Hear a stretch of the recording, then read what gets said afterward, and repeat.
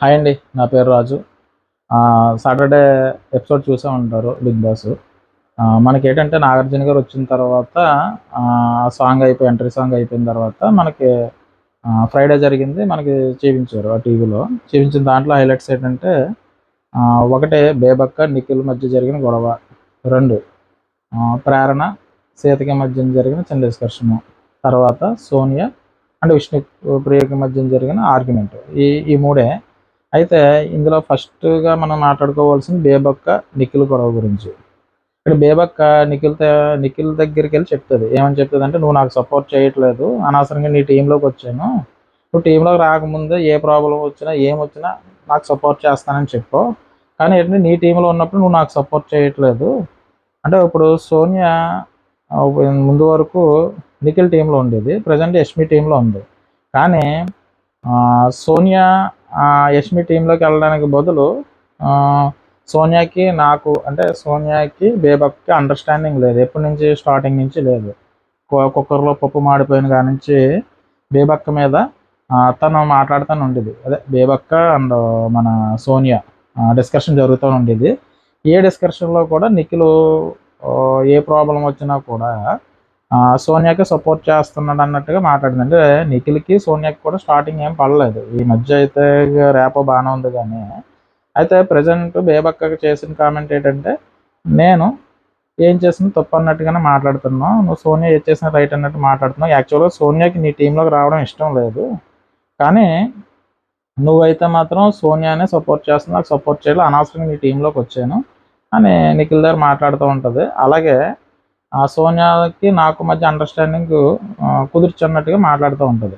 దానికి మనోడంటే మీ ఇద్దరికి మధ్య రేపో లేకపోతే అది నాకు సంబంధించింది కాదంటే, నువ్వు టీమ్ లీడర్ అయ్యుండి టీంకి సంబంధించి ఏ ప్రాబ్లం వచ్చినా నీకే చెప్తాను. నువ్వు అది చూసుకోవాలంటే నేను టీంకి సంబంధించి అంటే మీ ఇద్దరికి మధ్య రేపోకి సంబంధించి నేను ఎందుకు తీసుకొచ్చి నేను మీ రేపో గురించి నేను ఎందుకు మధ్యలో వచ్చి నేను మాట్లాడతాను, మీరిద్దరూ చూసుకోవాలన్నట్టుగా మాట్లాడతాడు.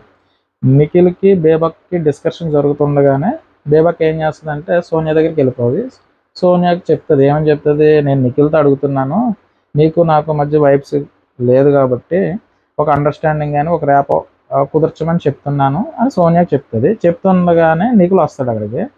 అయితే తను అడిగింది కాబట్టి నేను వెళ్ళి చెప్తున్నాను తప్ప తను అడగకుండా నేనేం చెప్పట్లేదు. తను రమ్మని చెప్పి నన్ను అడిగింది అన్నది. కానీ యాక్చువల్గా ఏంటంటే సోనియా కూర్చొని ఉంటుంది. బేబక్కే వెళ్తుంది తప్ప సోనియా ఏం అడగదు. తను అడగలేదు అక్కడ. సో ఆ డిస్కషన్ అలా జరుగుతూ ఉంటుంది. ఈ డిస్కషన్ జరుగుతూ ఉండగానే బేబక్ అంటది, యాక్చువల్గా సోనియా నీ టీంలోకి రావడం ఇష్టం లేదు. తను వేరే టీంలోకి వెళ్దాం అనుకుని ఉంది. అది నాతో చెప్పిందని చెప్తుంది. ఇది అయిపోయిన తర్వాత నిఖిల్‌కే సోనియా కావాలని అనుకుంటాడు. ఎందుకంటే తను ఉంటే విన్ అవుతాను అన్నట్టుగానే. అప్పుడు నిఖిల్ చెప్తాడు, నేను ఎవరున్నా ఎవరు లేకపోయినా నాది నేను చేసుకుని వెళ్ళిపోగలను. పలానా వాళ్ళు ఉంటే విన్ అవుతారని నేను అనుకుంటలేదు. టీం విన్ అవుతుందని నేను అనుకుంటలేదు అంటాడు. తను యాక్చువల్గా నాతో సోనియా చెప్పింది నీ టీంలో రావడం ఇష్టం లేదన్నట్టుగాని అని బేబక్ చెప్తుంది. డిస్కషన్ జరుగుతూ ఉంటుంది. ఈ డిస్కషన్ అయిపోయిన తర్వాత నెక్స్ట్ డైనింగ్ టేబుల్ దగ్గర అనుకుంటా ప్రేరణ సీతకి సారీ చెప్తుంది.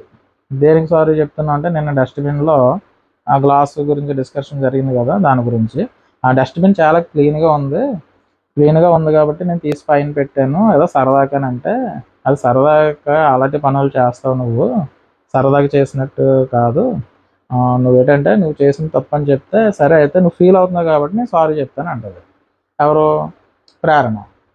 నేను ఫీల్ అవుతే నువ్వు సారీ చెప్పడం ఏంటి, నువ్వు చేసిన తప్పు కాబట్టి సారీ చెప్పు, అంతే తప్ప నేను ఫీల్ అవుతున్నాను నువ్వు చేసింది కరెక్ట్ అని నువ్వు అనుకుంటున్నావా, అది కరెక్ట్ కాదు, నువ్వు చెప్పే విధానం కూడా కరెక్ట్గా లేదు. ఎందుకంటే నేనేదో ఫీల్ అవుతున్నాను నువ్వు సారీ చెప్తున్నట్టు నువ్వు చేసిన పని కరెక్టా, అది కరెక్ట్ కాదు, అలాంటి పనులు చేయకూడదు అన్నట్టుగా చెప్తుంది. ఆ డిస్కషన్ జరుగుతూ ఉంటుంది. జరిగిన తర్వాత నువ్వు చేసిన తప్పు అని అంటే సారీ, అంతే తప్ప నేను చేసిన కరెక్ట్ కానీ ఏంటంటే నువ్వు ఫీల్ అవుతున్నావు కాబట్టి సారీ చెప్తున్నానని చెప్తే మాత్రం నాకు వద్దని చెప్పి అక్కడి నుంచి చేతులు వేసి వెళ్ళిపోతుంది. నెక్స్ట్ డిస్కషన్ వచ్చేలోకి సోనియా, విష్ణుప్రియ ఆర్గ్యుమెంట్. ఇక్కడ సోనియా, విష్ణుప్రియ ఆర్గ్యుమెంట్లో నాకు చూసినంత వరకు ఏంటంటే సోనియా కూర్చొని ఉంటుంది, విష్ణుప్రియ వస్తుంది. అక్కడ ఇంకా మిగతా వాళ్ళు కూడా ఉంటారు. అయితే విష్ణుప్రియ వచ్చి సరదాగా అడుగుతుంది, ఏదో ఇంటర్వ్యూ చేస్తున్నట్టుగా వచ్చి, ఇంతకు ముందు అంటే స్టార్టింగ్ వచ్చినప్పుడు నిఖిల్‌కి నీకు అండర్స్టాండింగ్ లేదు, ఇప్పుడు ఏంటి నిఖిల్‌తో బాగానే ఉంటున్నావు అని చెప్పేసి దాని గురించి నువ్వేమంటావు అని చెప్పేసి అడుగుతుంది. దానికి నో కామెంట్స్ అని చెప్తుంది.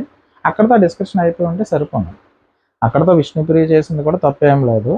అయితే అక్కడ అది అయిపోయిన తర్వాత సోనియా అంటది, నువ్వు అడల్ట్ కామెడీ చేయొద్దు అంటది.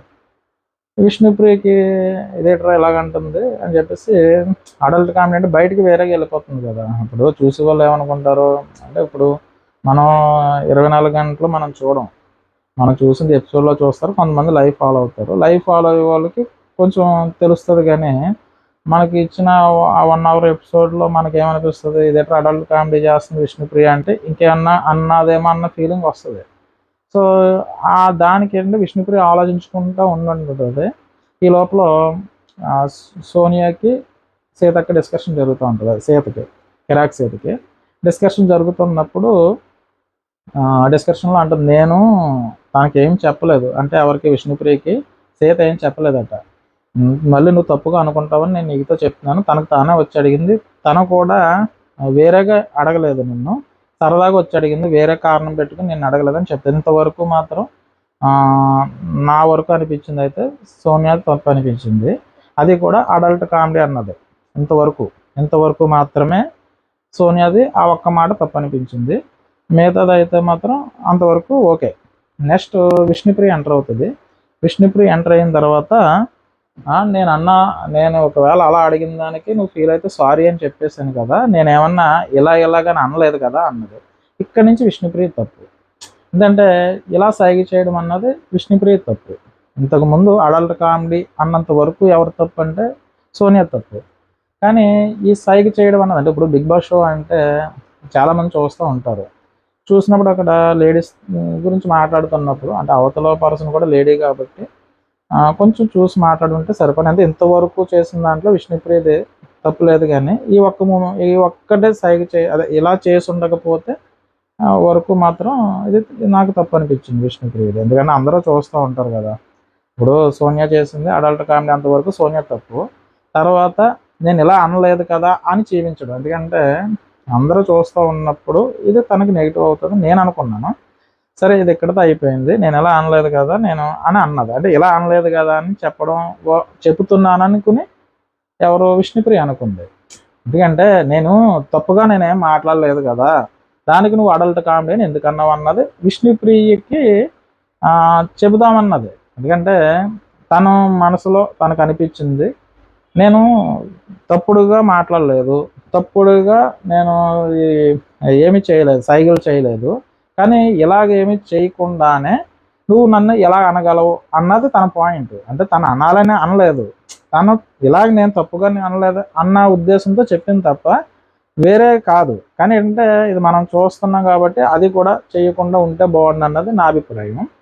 సరే ఇది అయిపోయిన తర్వాత సోనియా ఇంకెక్కడితో ఆఫ్ చేసే ఈ సబ్జెక్ట్ ఇక్కడితో ఆఫ్ చేసే అని చెప్పేసి సోనియా మన విష్ణుప్రియన్ మీద ఆర్గ్యుమెంట్ అరుస్తుంది. చేసిన తర్వాత ఇక్కడితో ఇది అయిపోయిన తర్వాత నెక్స్ట్ ఏం చేస్తుంది, ఇది అభయ్ మన ఆదిత్య ఉంటారు, వీళ్ళందరూ మాట్లాడుకున్నప్పుడు ఎమోషనల్ అవుతుంది. ఎమోషనల్ అయ్యి అభయ్ దగ్గర ఉన్నప్పుడు అభయ్ వాదరుస్తాడు, బాధపడకు, ఓకే ఓకే ఓకే అని.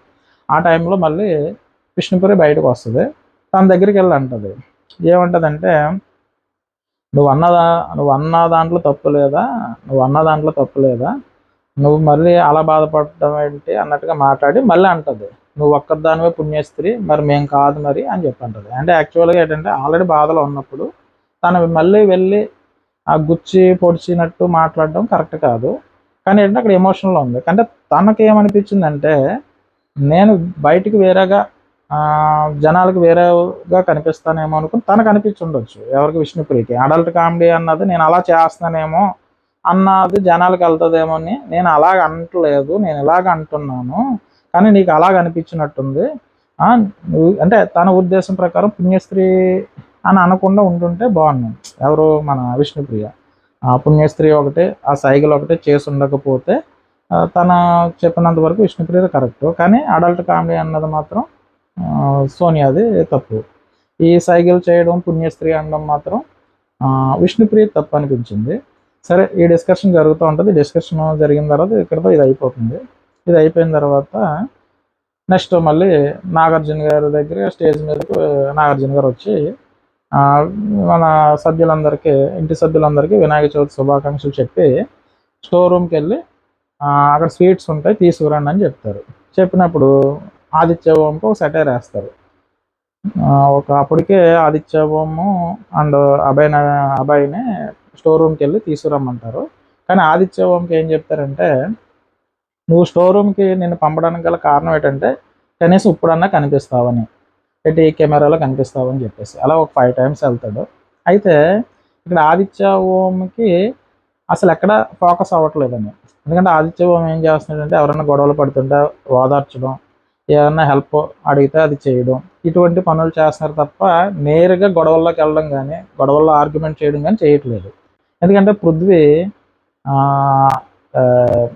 అదే ఆదిత్య ఓంతో మాట్లాడుతున్నప్పుడు పృథ్వీ ఏం చేస్తాడు, ఆదిత్య ఓం అప్పుడే పడుకుని ఉంటాడు, లెగిసి ఉంటాడు. అంటే ఆ మూమెంట్లో నిజట్లో ఉండుంటాడు. తను చెప్తూ ఉండగా సరే అని చెప్పేసి లెగిస్తూ ఉంటే తను చెప్తాడు ఏమని, నేను మాట్లాడుతున్నప్పుడు నువ్వు ఎలాగ వెళ్ళిపోతావు అని అడుగుతాడు ఎవరిని, ఆదిత్య ఓంని. తర్వాత సరేలే అని కూర్చుంటే సరే ఇప్పుడు వెళ్ళి అంటాడు. అంటే తన ఆ టైంలో ఆర్గ్యుమెంట్ చేయొచ్చు కానీ చేయలేదు. అంటే ఇటువంటి టైంలో కూడా అంటే మనకు కావాల్సిన బిగ్ బాస్లో గొడవలు పడడం లేదంటే ఏదో ఒకటి చూసే వాళ్ళకి ఏదో ఒకటి ఇంట్రెస్టింగ్గా అనిపించాలి. కానీ ఇక్కడ ఏం చేస్తుందంటే ఆదిత్యం అలా గొడవ రేజ్ అయ్యే టైంకి అలా నీళ్లు పోసి ఆర్పేస్తున్నాడు. నువ్వు ఇలాగైతే కుదరదు, అంటే ముందు ముందు ఎదరికి వెళ్ళాలంటే నువ్వు కూడా గొడవలు పెట్టుకో, లేదంటే ఏదన్నా మాట్లాడు, ఏదన్నా స్క్రీన్లో కనిపించు అని దాని అర్థం వచ్చేటట్టు చెప్పారు. సరే అండి అని చెప్పేసి మనవాడికి ఏమర్థమైందో తెలియదు కానీ నవ్వుతానే ఉన్నాడు. ఆదిత్యం నవ్వుతా ఉండి ఓకే సార్ అన్నట్టుగానే వచ్చాడు. అయిపోయింది. ఇది అయిపోయిన తర్వాత బిగ్ బాస్లో ముగ్గురు చీఫ్లు ఉన్నారు కదా, ముగ్గురు టీం మెంబర్స్ ఉన్నారు కాబట్టి ఈ ముగ్గురిని అభినందించాడు. ముగ్గురు అంటే నిఖిల్, నెక్స్ట్ యష్మి, నైనిక, ముగ్గురిని అభినందించి కొంచెం స్పెషల్గా యష్మికి కంగ్రాట్స్ చెప్పారు. చెప్పిన తర్వాత నాగార్జున గారు ఏమంటారంటే, ఇప్పుడు బిగ్ బాస్ నేను వచ్చినప్పుడు మీకు ఏం చెప్తాను, నేను జడ్జ్ చేస్తాను. అంటే ఈ వీక్ అంతా మీరు ఏం చేశారు అన్నది, వీళ్ళు బాగా చేశారు వాళ్ళు చేయలేదని నేను జడ్జ్ చేస్తాను, కానీ ఈసారి జడ్జిమెంట్ మీదే, ఈ వీక్లో మీరే జడ్జిమెంట్ చేయాలని చెప్పేసి చెప్తారు టీం మెంబర్స్కి అందరికీ. చెప్పిన తర్వాత మళ్ళీ మన ఎవరిని ఆదిత్యం స్టోర్ రూమ్కి వెళ్ళి కత్తులు అదే తీసుకురమ్మంటారు. అక్కడ కత్తులు ఉంటాయి, అంటే చొరకత్తి అని, 2 వైపు పదులున్న కత్తి అని, ఇలాగా నెగిటివ్ ఎనర్జీ ఉన్న ఇలాగా కొన్ని కత్తులు ఉంటాయి. అయితే ఒక డోల్లాగా మనకి కింద కట్టుకున్న తర్వాత కత్తి ఒక్కొక్కరిని పొడవాలన్నమాట. ఆ పొడిచేటప్పుడు ఎందుకు పొడుస్తున్నాము అని కారణం చెప్పాలి. ఈ పొడిచినప్పుడు కారణం ఒక్కొక్కరికి ఒక్కొక్క కారణం చెప్తూ ఉండాలి. చెప్పినప్పుడు దేనికి పొడుస్తున్నాం అన్నది చెప్పాలి. అయితే కత్తులు తీసుకుని వచ్చిన తర్వాత మొదటగా శేఖర్ భాష మణికంఠని పొడుస్తాడు.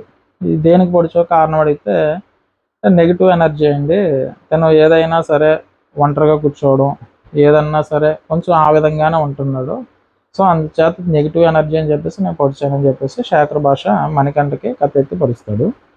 ఆ తర్వాత తను చెప్పాడు కదా, నీకు నామినేషన్లో కూడా చెప్పాడు నేను ఎందుకు అలా ఉంటున్నాను అనేది నీకు చెప్పాడు. చెప్పినప్పుడు అంటే శేఖర్ భాష అంటాడు, తను చెప్పాడు కానీ నేను యాక్సెప్టెన్స్ నేను చేయలేదని చెప్పాడు. సరే నెక్స్ట్ అయిపోతుంది. నెక్స్ట్ విష్ణుప్రియని ఎవరిని పొడుస్తూ ఉంటే విష్ణుప్రియ ఎవరికి మన సోనియాకి పొడుస్తుంది. దేనికి పొడిచిందంటే, అదే నిన్న నేను ఇలా మాట్లాడితే తన అడల్ట్ కామెడీ అని చెప్పింది, మరి అలా చెప్పకూడదు అన్నట్టుగా నాకు తను చేసిన తప్పు అనిపించింది, అందుచేత నేను తను పొడిచానని చెప్తుంది. చెప్తే అప్పుడు నాగార్జున గారు అడుగుతారు, ఏమని అడుగుతారంటే, మీ ఇద్దరికి మధ్య అంత ఫ్రెండ్షిప్ కానీ అంత ర్యాపో లేనప్పుడు నువ్వు వెళ్ళి అటువంటి క్వశ్చన్స్ ఎలా అడుగుతావు అని అడుగుతారు. తను ఏదో ఎక్స్ప్లెయిన్ చేసి చెప్దాం అనుకుంటుంది. అయినా నువ్వు ఆల్రెడీ ఒక బాధలో ఉన్న మనిషి, ఆల్రెడీ ఒక బాధలో ఉన్నప్పుడు నువ్వు మళ్ళీ వెళ్ళి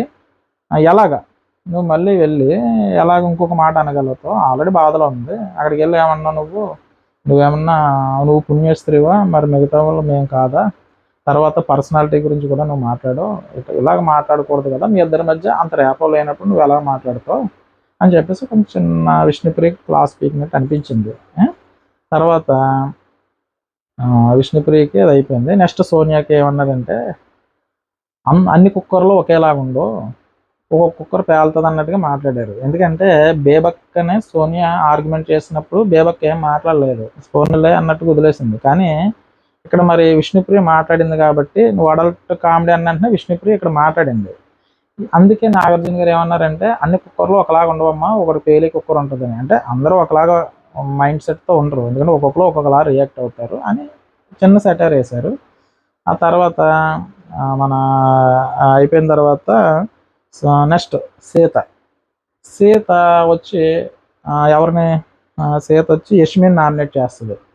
అదే నామినేట్ అంటున్నట్టు యష్మిని కత్తితో పొడుస్తుంది. ఎందుకంటే తను ప్రవర్తించిన విధానం కానీ తన టీం మెంబర్ అయిన తర్వాత, ఇది విన్ అయిన తర్వాత వాళ్ళ టీంలో వాళ్ళు చేసేది కానీ, అంటే డస్ట్బిన్లో ఇది వేయడం కానీ దేనికన్నా సరే తన నచ్చలేదన్నట్టుగా యష్మిని సీత పొడుస్తుంది.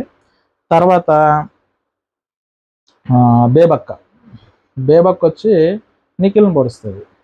పొడుస్తుందని తెలిసిందే కదా, సోనియాకి సపోర్ట్ చేస్తాను, నాకు సపోర్ట్ చేయట్లేదు, అసలు నేను టీంలోకి నాకు తను రావడం ఇష్టం లేదు తనకి అని చెప్తుంది.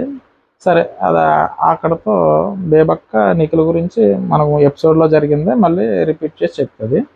అక్కడతో నిఖిల్ పొడి చేస్తుంది. తర్వాత అభయ్ కూడా నిఖిల్నే పొడుస్తాడు. నిఖిల్ని ఎందుకు పొడుస్తాడంటే స్టార్టింగ్ తిని వచ్చినప్పుడు చాలా బాగున్నాడు, అగ్రెసివ్గా ఉన్నాడు, ఏది మాట్లాడంటే అది మాట్లాడాడు. కానీ ఇప్పుడు ఏంటంటే నిఖిల్ కొంచెం డల్ అయ్యాడన్నట్టు అనిపిస్తుంది. ఎవడేమన్నా మాట్లాడినా దానికి స్పందించకపోవడం, ఎందుకులే అన్నట్టుగా ఉంటున్నాడు. అంటే ఫస్ట్ తను ఎలా ఉన్నాడో అలా ఉండడమే బాగుంది తప్ప ఇలాగ తను బాగలేదు కాబట్టి అని చెప్పేసి కత్తితో తను పొడుస్తాడు. తర్వాత సోనియా వచ్చి బేబక్కని పొడుస్తుంది కత్తితో. బేబక్కని పొడిచినప్పుడు తను చెప్పేది ఏంటంటే తను అంటే సోనియాకి బేబక్కకి స్టార్టింగ్ పప్పు కుక్కర్లో పెట్టినప్పటి నుంచి గొడవ జరుగుతూనే ఉంది. ఆ గొడవ జరుగుతున్నప్పుడు బేబక్కతో గొడవ జరుగుతున్నప్పుడు వీళ్ళిద్దరికి మధ్య జరుగుతూ ఉంటుంది.